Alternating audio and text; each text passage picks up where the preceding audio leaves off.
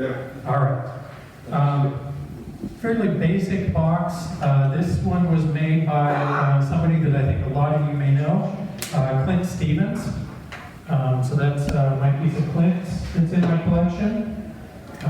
This one's a bit fancier, and it's square. And I'm not seeing, I don't know why it's not in the picture. Ocean's 11.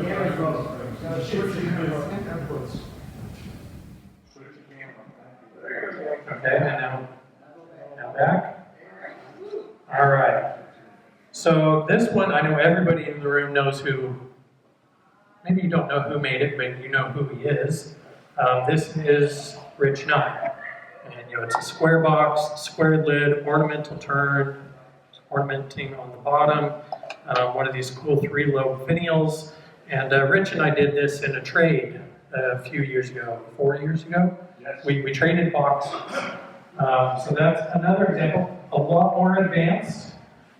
This one is actually one of mine. This one belongs to my wife, but I grabbed it and the finial is terrible. It was one of my first finials, and the joke about a finial, when it goes from this to this, it gains 10 pounds. It's absolutely true. The wood is gorgeous though. It's black locust pearl with some sapwood, and I'm really quite happy with it, other than the finial, but my wife likes it, and that's what counts. Let's see, let's look at this one. So this was one I bought at the AAW Symposium at an Instant Gallery a few years ago. I believe it's oak, and it's actually a segmented piece. And you're more than welcome to come up and take a look at all of these afterwards. This was not the one I was planning to buy from this artist, but when I got there, it was the only one that was left. So it's the one I ended up with, but I'm really happy with it. The artist on this is Bob Rosand, or Robert Rosand. You may know him by his full name. This is another square one, and this was an interesting one. This is a turner who was in the club in Arizona when I was out there. So he's turned a lidded box, but he's also turned it on a couple of the faces. Kind of an interesting piece. This is part of a turning exchange at a holiday party. The artist on this one is Bill Cram. This one is by a dear friend of mine, her husband actually, although he was a friend of mine as well. He also from Arizona. This is carob. Beautiful little piece. Love the contrast between the heartwood and the sapwood. He unfortunately passed away a couple of years ago, but I was honored to be asked to make his urn and hand deliver it for the memorial service out there. This is the most recent piece addition to my collection. Beautiful little piece. I think it's ash. I'm not sure what the top is. Andy? No. If it is, it's pretty light. I got this at the Turning Exchange, the Holiday Exchange at Chicago Woodturners. The artist on this one is Andy Kuby, and this cool little scoop inside as well. So I'm very happy to add that one to my collection. This one I have to repair for a second time. This was another turner out in Arizona. His name is Rob Carlton, and he did a beautiful little mesquite box. I pushed on the top center of that, putting it back together, and I've snapped off 2 of these now. So, cute little box.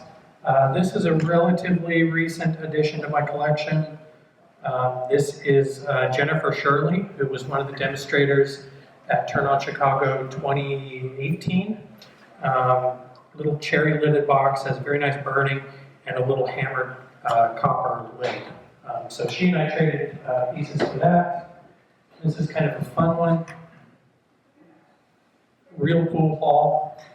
Phenolic resin, it's nasty, nasty, nasty stuff. Another turner from Arizona, Paul Porter, did this one. One kind of interesting thing, number 3 on this side is up, right side up. Number 3 on that side is upside down. All pool balls are like that. Most people don't realize it. Another peace of mind, so they don't have to have a base, although this one actually does have a little ring for it to sit on. So a little spherical box. This is lignum vitae, kind of a fun wood to turn. That's really light for lignum. It's the light colored wood. The base is also lignum, but they're actually quite different colors. So I'm not sure why the one is so much darker than the other. Let's see. This is a very old piece of mine. We had a lidded box challenge, and I wanted to do a box that you would kind of pinch to get it open on the sides. It also has color, which is not something I ever do these days. And it's actually, I believe it's holly. So pretty good size chunk of holly. A couple more of these are just some quick sample pieces. These are both pill boxes. These were just literally lying around my shop when I was gathering things up last night. So a little pill box there. And this one has kind of a neat feature. I thought about doing this tonight, but I don't really have enough time. Nice little curly maple. But the joint on this is a spline. So it's an ebony spline to join the two halves of the box together. So it's not an integral spline like I would typically do, but a little piece of ebony that goes between the two halves of the box. And then last one here, the second one. We'll do this one next. The ornamental turner guys. I bought this one at auction a few years ago. I think it's probably walnut. And Foster Geisman. Does that ring a bell for any of the ornamental? Roy's he's asleep over here. So beautiful little piece, ornamental turned. I liked that it was oval and it was super, super cheap at auction. And then the prize of my collection, not just my lidded boxes, but my entire collection, this is Hans Weissflog. This is one of Hans's Saturn boxes. This is where my Saturn bowls came from. So I was very lucky to be able to purchase this. It was a demo piece from Hans from the 2013 AAW Symposium. And that's the crown jewel of my collection. So, most of those are way more advanced than what we're going to be doing tonight. We're going to be doing something pretty simple, but a lot of these are not too far from what we're going to be doing tonight. There's a few additions and some copper lids and some alternate materials, some ornamental turning and stuff, but the basics of box making, which is what we're going to do, is pretty universal. If you make a box and it's a pool ball versus this, which is wood, they're not that different. You may have to grip the ball a little bit differently because you're not going to put a tenon on it or anything, but some of the basics are pretty similar. So, talking about safety real quick, I start every demo talking about safety. I've removed my watch, I've removed my wedding ring, I've removed my hair. The microphone cord is run down the back of my smock. I don't have long sleeves on. I don't have on a hoodie that has tassels hanging down. There's nothing that could possibly get caught on the leg. I'm going to wear a face shield the entire time that I'm turning, which we'll see how the sound turns out with that. Speed. Lathe speed is all the way down. I'm going to turn lathe on and then turn the speed up to where I want it to be. If I was like Mark Dreyer and I was turning pen in my shop last night at 3,200 RPM, and I come out the next day and I put a 14-inch volt link on there and turn my lathe on, bad things are going to happen. You can always turn the speed up. You're not always going to be able to react fast enough to turn it down if there were to be a problem. So speed all the way down, lathe on, and then turn the speed up. So this is a fairly small spindle, and this is a spindle. This is looks like a figured maple. The grain is running this direction. It's running. Can we go overhead? I was just going to say, you look up. I've actually got to the point where I never shut my lathe off. I always just turn it down to zero, and I it's always on the top. There's, I think Andy does the same thing, right? Yeah. So that's absolutely valid. That's a great point. So the grain on this is running parallel to the bed of the lathe, pretty parallel. It looks like this is actually kind of slightly diagonally. That differs from like how I would normally turn a bowl. Most bowls are turned side grain, with the grain perpendicular to the lathe. Because it is a spindle, I can use a spindle roughing gouge, which is this guy right here, back overhead. Spindle roughing gouge. We've started calling them spindle roughing gouges, no longer calling them roughing gouges, to differentiate between something that's used exclusively on spindle stock versus something that's used to rough out a bowl, which would typically be a bowl gouge. So we turn this on, fish shield down, and I'm just going to knock off the corners. I'm going to cut every cut is going to be going downhill, larger diameter to smaller diameter.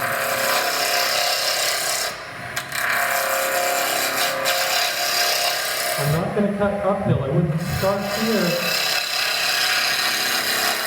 and cut up that direction. I can cut going to the left, but I'm still going to cut from a larger diameter to a smaller diameter.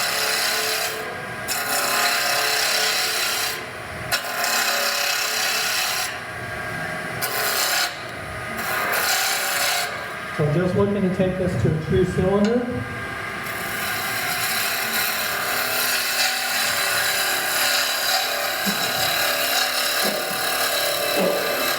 One of the ways I can check that is just set my tool on top. If the tool bounces, I probably still have a facet somewhere on there. It didn't bounce, so it looks like we're good. There's a little bit of figure in there, a little bit of curl. A little tiny spot right there, but that's going to go away when we do our tenons. So because I'm doing a lidded box, I'm going to hollow out both the top and the bottom of the box. We're going to cut this in half in just a few minutes. But first, I want to put a tenon on each end. So I'm going to grab a bowl gouge for that. I'm also going to adjust my tool rest in a little bit. So tenon on each end. My tenons don't have to be very long. They also don't have to be very large.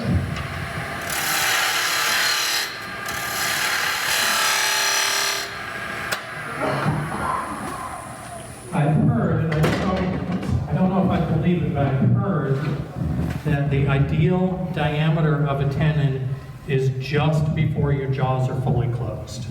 I think that's probably accurate. I don't adhere to it that closely, but it's probably correct. So I've got tenons on each end. They're not the same diameter. I don't really care. If your tenon hits the bottom of the jaws on the inside, down in here, your tenon is too long.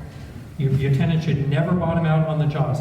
This flat shoulder should register against this flat shoulder before the length of the tenon hits the bottom of the jaws.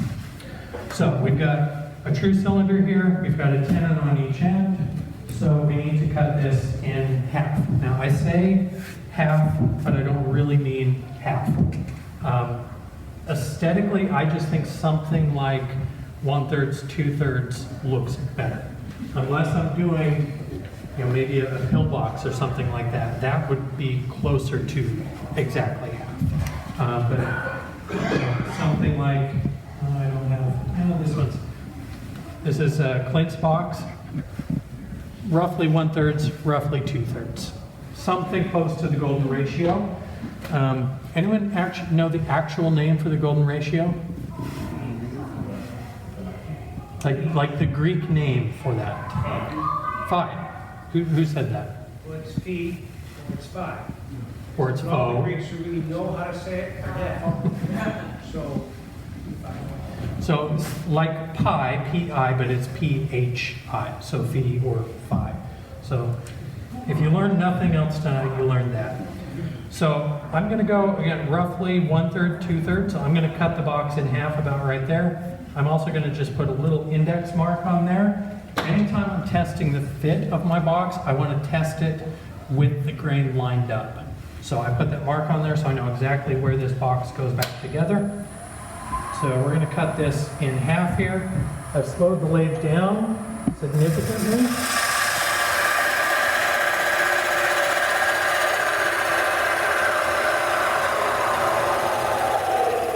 And we'll just go in with my little parting tool. My shop at home, I'd probably go all the way through.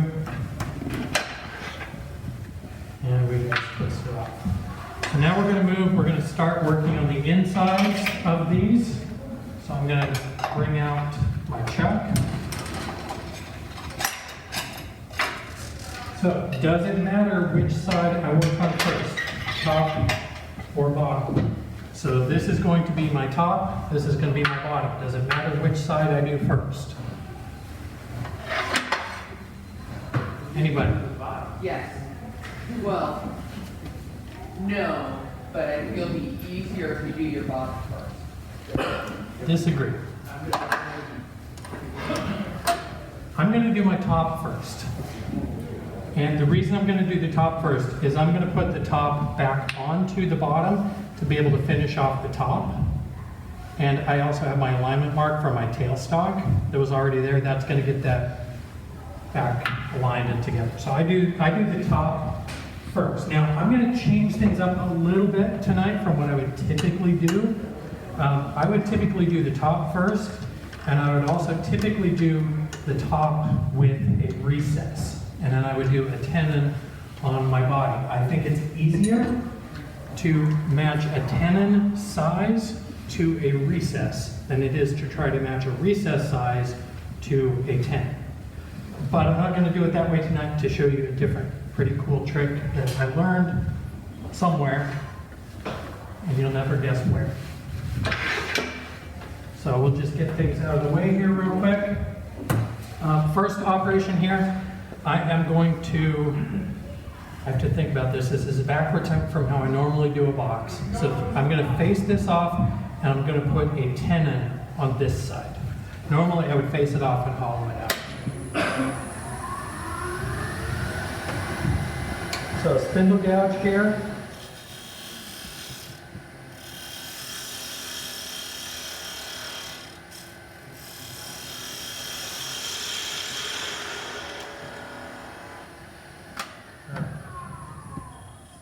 So that's faced off. This surface doesn't have to be super, super clean because this is just the top of my tenon.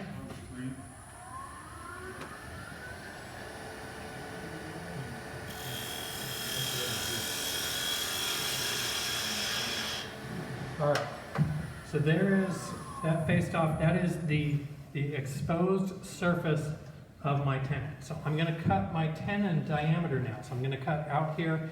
I want that to be either flat or slightly concave.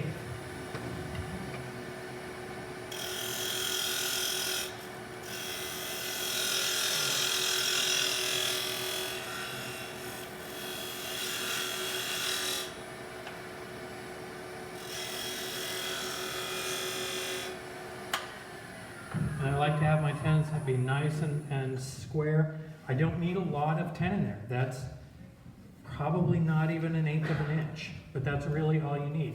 Now there are some people, like Richard Raffin, they make these big, tall tenons. They don't get a Turner's, pop fit. He doesn't get that. He does a big, tall tenon, and he gets a suction fit because of the airspace inside the piece. Has a nice, big, tall tenon. It's not a tight fit, but as you pull it out, it creates suction. And then when you put it on, it drops down and then it slowly lowers itself into position. It's really pretty cool. I'm going to do more of a Turner's pop fit. We do that to show off for other Turners, not necessarily to sell pieces. So I'm going to hollow out the inside of this now. Some boxes, and I think Clint's is one of those boxes, that's not too bad. Straight in, 90-degree corner, flat bottom. So they use like a square nose scraper to do that. I don't personally like those. I like a rounded bottom or a rounded top on the inside of my boxes. So we're going to do that on this. This is end grain. I find end grain really quick to follow it is with a pole cut from the center going out.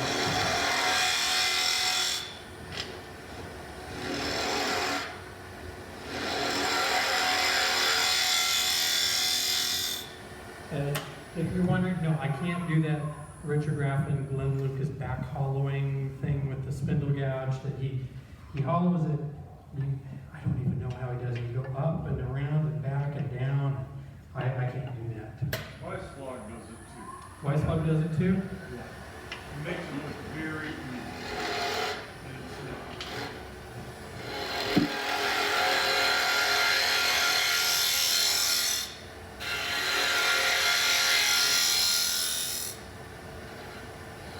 Just opening this up a little bit more in here.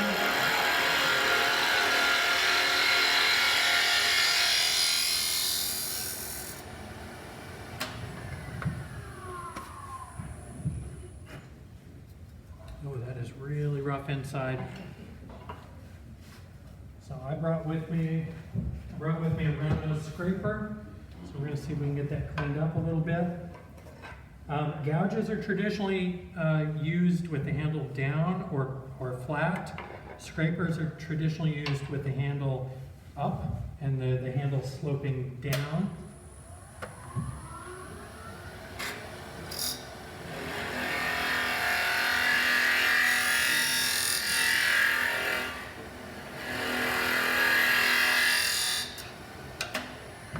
See how that did. It's better.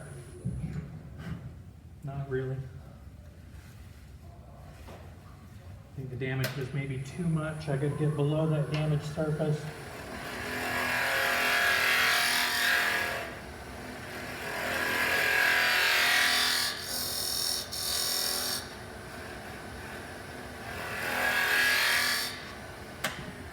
All right. It's a little bit better. It's a demo, so. I'm going to chamfer this inner edge here real quick. The other thing I'd like to note is that my tenon length and my tenon thickness are roughly the same. Aesthetically, I just think that looks good. I think it looks better. It would look goofy if my tenon were a 1/4 inch thick but only 1/8 of an inch long. It would look goofy if it was a 1/4 inch long and 1/8 of an inch thick. So I just like to have those two things similar to each other. When you're saying tenon, you mean where the wood is gonna... Yes, this right here. This is a tenon. All right, so we are done with the inside of the lid. I would sand that surface fully. We're not going to do that tonight. So we'll take that out. We'll set it aside. How thick are the walls that you're generally doing in your boxes, Jason? It depends on the box. I do a lot of multi-axis with a twist that are turned with 3 sides that can be, 1/8 inch thick here, but they're 1/2 inch thick on the corners because you've got a round piece inside of a triangular piece. I generally shoot for a 1/4 inch or so. So we'll probably take a little bit more off the outside of this. This is about 3/8 inch thick right now. All right, so I've got my body in here now. First operation here is I'm going to face this off.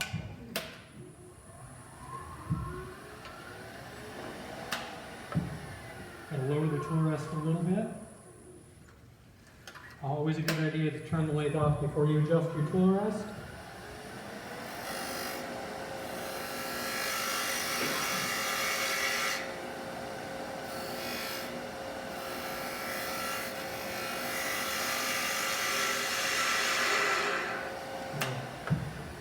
And I'm always trying to remove as little wood as possible. I used a little tiny thin parting tool to minimize that waste.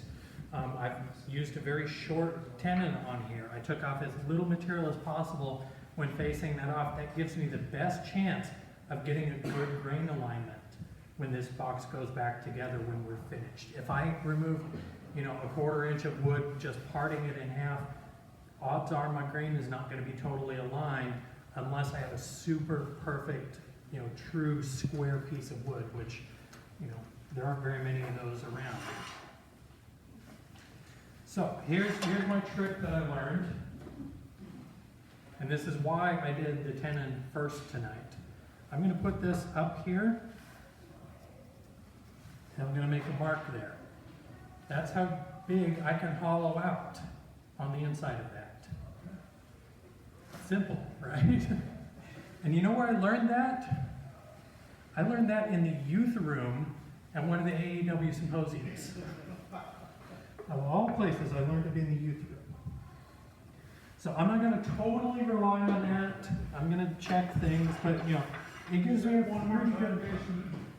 So I've taken my lid. It's got a tenon on it. If I set it on there with the tenon resting against the outside of my piece, and then I mark down here on my wall, that gives me that thickness. That thickness is exactly, actually it's exactly that. It's that thickness. I know I need to go to the outside diameter of that tenon. That line is the outside diameter of the tenon. I'm not going to totally rely on it, but I can hog away most of that material on the inside pretty quickly and then finesse. But to you know, get if my, the pencil line is gone, you're screwed. yes. Yeah, probably. Yeah. I have to admit, I've never actually done this before, so we're all going to learn together. But I remembered it from the youth room. I'm trying to remember I think the who. laws of physics will apply. Yeah. I'm trying to remember who the instructor was. Was it Kip Christensen or It was Kylie- not. Or Kylie Bosch? It was not. No, Is this. that the one you have to repair anyway? Yeah, that finial just snapped right off, so I'm okay with that. Hopefully my wife is too. All right, so we're going to hollow this out. I'm going to do again that pull cut from the inside.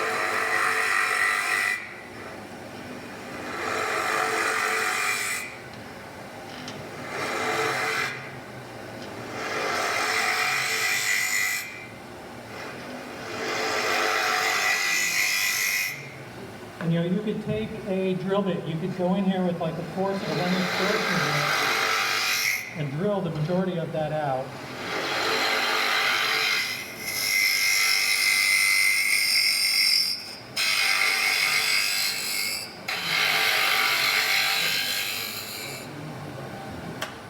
So Mark, I have left the line.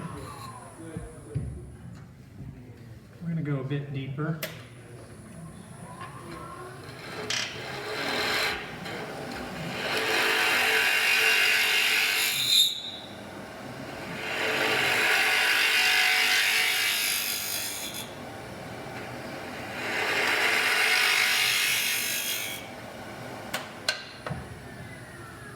So that's the majority of the inside out. I've got quite a bit of thickness on the bottom, but for our purposes tonight, we'll call that okay. I didn't chamfer the inside of that, the inside of the lid. We talked about it, but I didn't actually do it. So I'm going to go in with the round nose scraper and just clean up the bottom of that just a little bit because it's pretty nasty in there.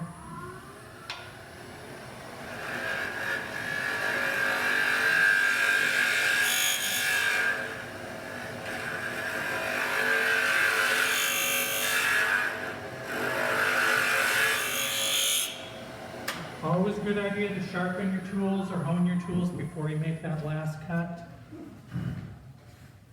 Is that scraper drum negative rake? It does have a little bit of a negative rake on it, yes. So the question was, does it have a negative rake? I don't know if we can see that on there, but that top edge has been ground down at an angle, and then this is grounded at an angle here. It just makes this, the included edge less than 90 degrees. It makes it a little less aggressive, particularly for hardwoods, hard maple, ebony, cocobolo, that sort of stuff.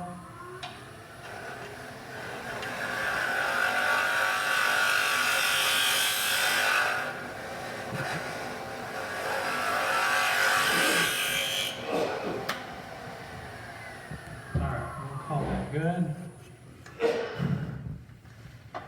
Now we need to sneak up on our fit. And as I mentioned before, anytime I go to put this box together, I'm gonna put it together where my witness mark is, overhead, where my line goes together. That's gonna give me the best chance of making sure that the grain lines up. So we just need to sneak up on that fit there.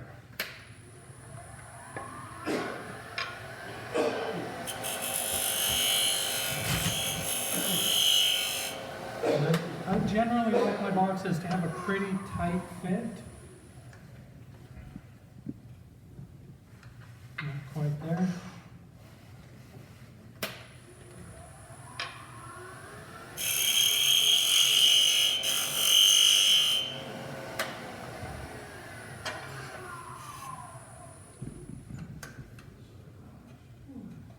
Okay, starting to go. Again, typically I would do the inside, or I would do the lid first. I would do the lid with a recess, and then I would do a tenon here, and I would put a taper on the tenon and get it to fit, and then straighten that taper out. I'm doing it backwards from how I would normally do it.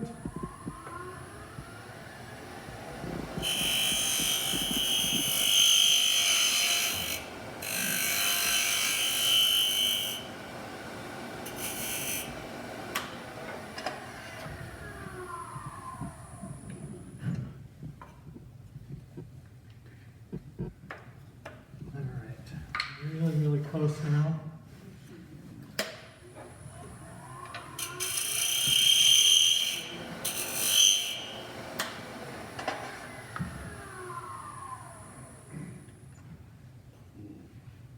All right, there we go. So I've got that witness mark on there, so it goes on, because this grain is a little bit funky here, it's not quite perfectly aligned, but it's pretty close. It's pretty good. So I'm going to finish off. I would finish the inside of the body at this point. I would sand it completely on the inside, and now we're going to work on finishing this. So I'm going to bring tailstock back up, and this is why I did the lid first. Is I have a mark there from my live center when this was still one piece of wood. So I'm going to bring that up, and we're going to finish off the top of this box.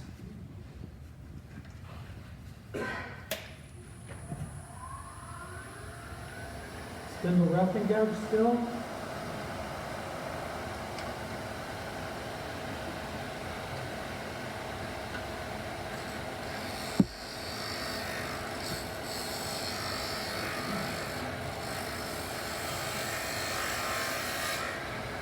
I'm going to take a little bit of the diameter off of this. I think it's a little bit too thick.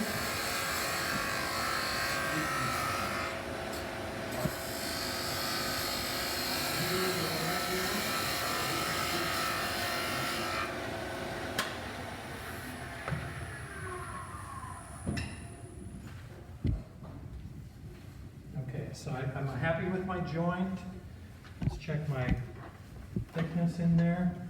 So that's maybe a fat quarter now, but I'm okay with it. Put this back together. My witness mark is gone now, so I'm relying on the medullary raise there to get me back aligned.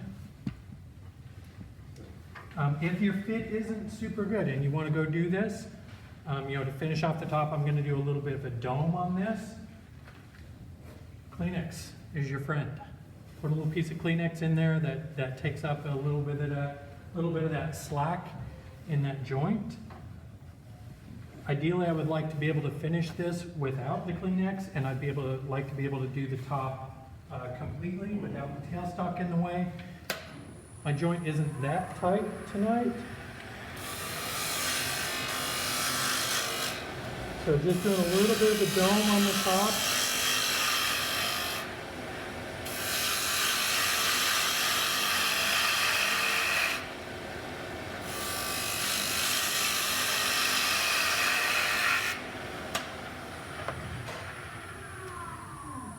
Stop and check the thickness on the inside of my lid.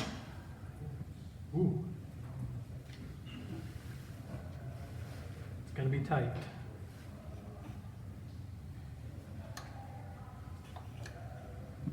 back together the right way. I'll be very, very close on the top.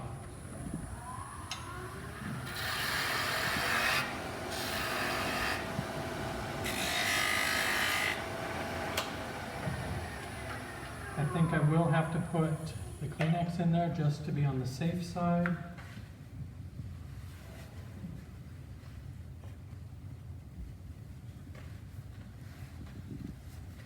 If you're good, you can get away without Kleenex. If you're okay, you may need to use Kleenex. If you're not okay, you may have to use a shop towel.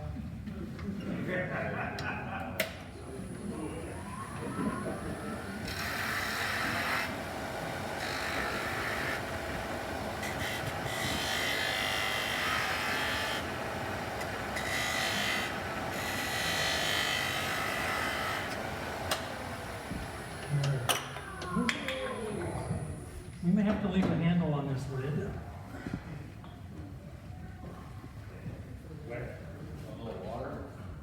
Yeah, I may have to put a little tongue oil on it.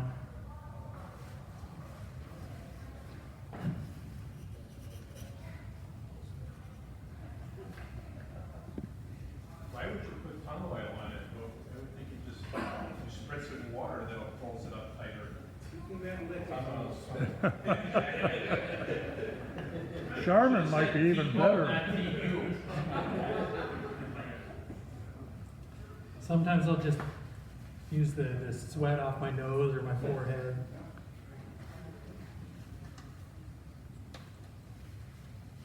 All right, I think that'll probably hold. We only need to do a couple more cuts. The other thing I can do is bring my hand over top.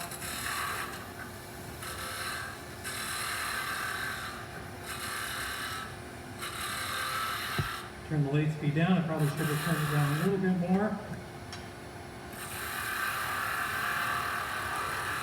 I'm trying to push the piece back onto itself. I'm not pushing this direction, which would push it off.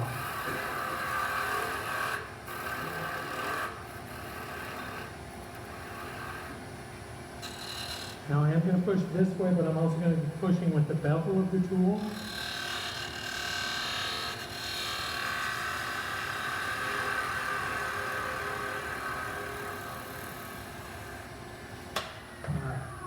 And I would sand the top of this, and I would sand, then I went through.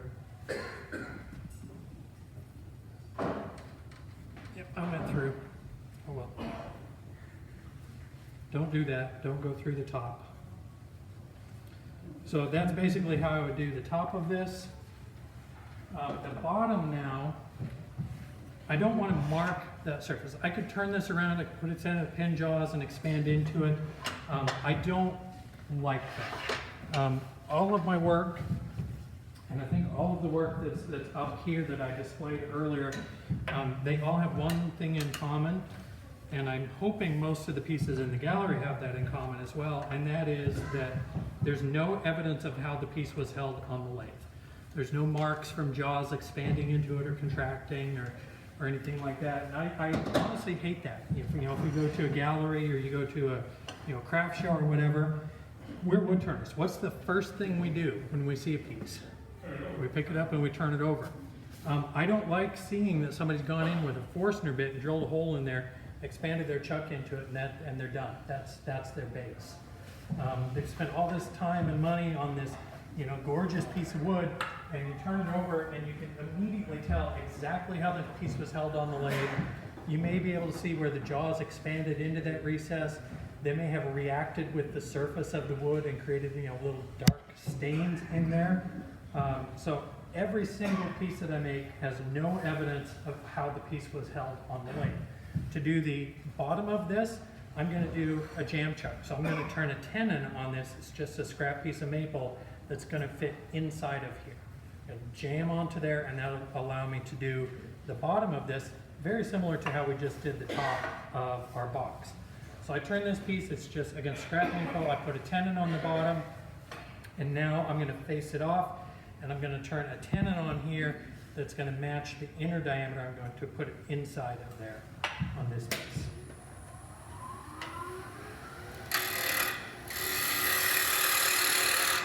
This piece happens to be side grain. Could be side grain, could be end grain.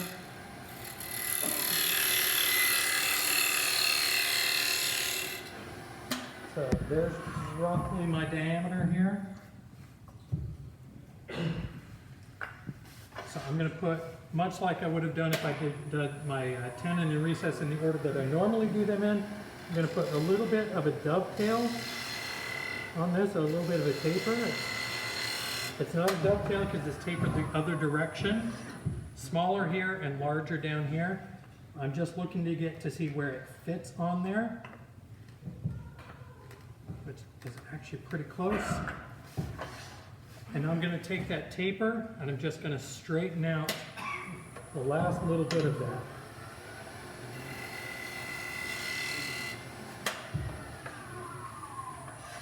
Good, here, What's that? mic's not on or something. It's cutting in and out. Cutting it out there. Battery may be going. You never, there. All right, so I took a little bit too much off of that, so I need to cut my tenon a little bit longer.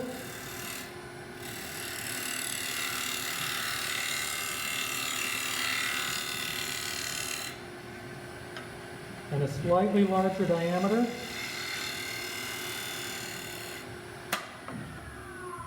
I do like to have a nice flat shoulder here for the top, for this surface to register against. All right. Just a tiny bit off of this.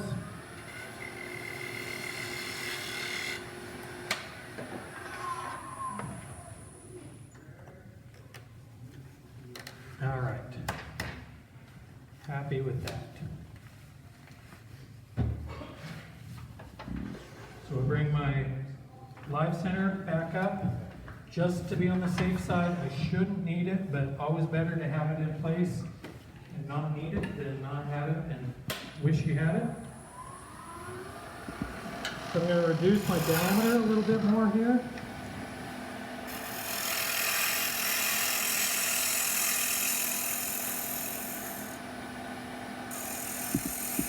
Trying to blend this in to my existing surface.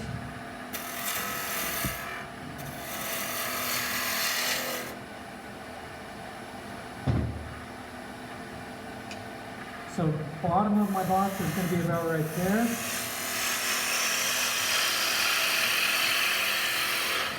I want the bottom side of this, the underside, to be slightly concave.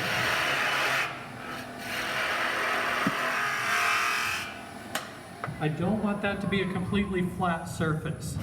Wood is alive. It's going to change, move. It's going to move with changes in humidity and atmospheric pressure and all that stuff.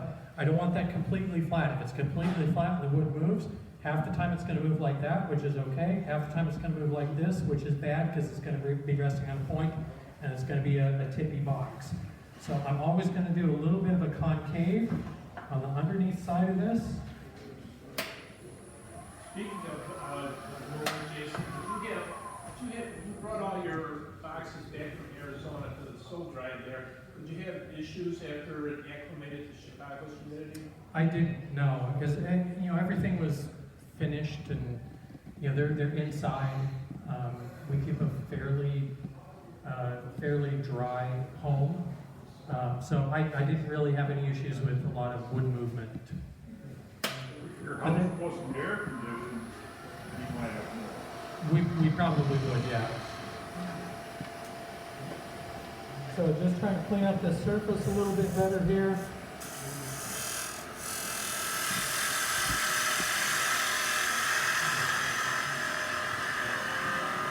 I think I mentioned it before, but always a good idea to, freshly sharpen your tools before that last cut.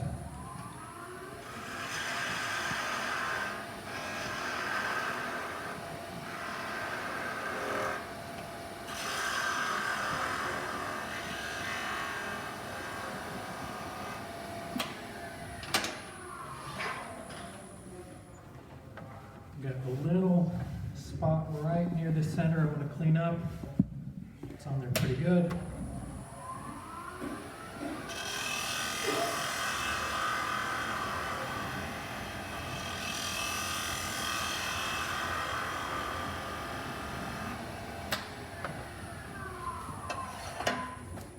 sand the bottom of that, sand the outside of this, take it off, and we have a hole in the top of the lid, but put that together where it should go.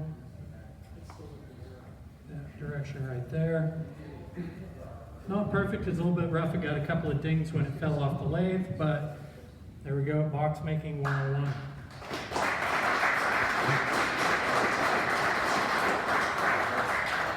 So again, I want to emphasize that, you know, a lot of this is based on the process and the steps, and I think doing things in an order that makes sense for you. This mostly makes sense for me. Again, I typically would do the joint and the recess on this opposite from how I did it tonight, but I wanted to show you that little trick. But you know, it's not too much of a stretch to go from something like this to, you know, a spherical box like this one, or you know, a little bit of a fancier footed version like that, or this Bob Roseanne box with this little insert. The basics are all there. Once you understand the basics and have the process down, then you can really start to get creative. And that's what I want you to take away from tonight. So thanks for letting me demo. Thanks for coming.